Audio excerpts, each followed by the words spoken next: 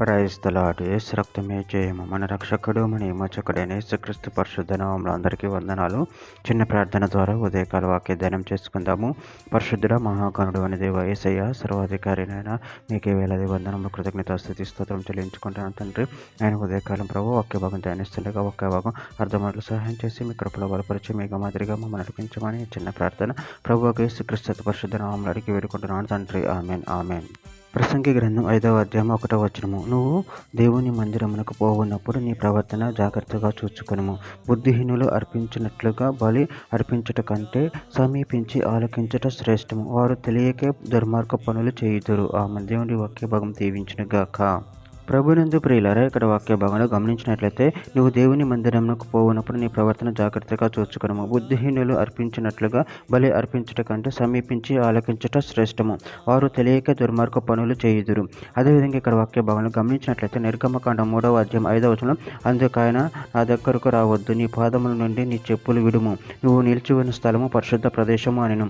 యెహోషువ గ్రంథం 5వ అధ్యాయం 15వ వచనం, అందుకు యెహోవా సేనాధిపతి, నువ్వు నిలిచి ఉన్న ఈ స్థలము పరిశుద్ధమైనది, నీ పాదరక్షలు తీసివేయమని యెహోషువతో చెప్పగా యెహోషువ అలాగూ చేసెను.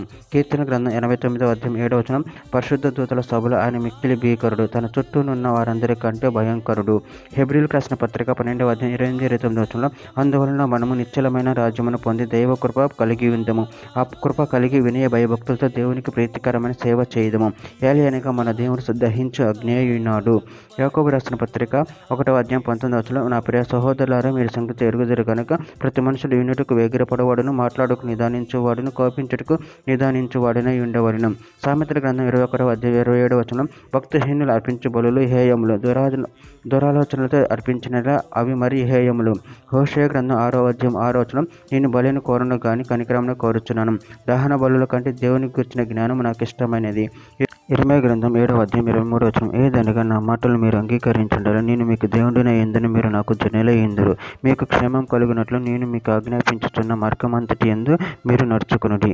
చివరిగా ఒక మాట, సామెతల గ్రంథం 15వ అధ్యాయం 8వ వచనంలో, భక్తిహీనులు అర్పించు బలులు యెహోవాకు హేయములు, యథార్థవంతుల ప్రార్థన ఆయనకు ఆనందకరము. ఆమె దేవుడి వాక్య భాగం దీవించునుగాక. చిన్న ప్రార్థన చేసుకుందాము.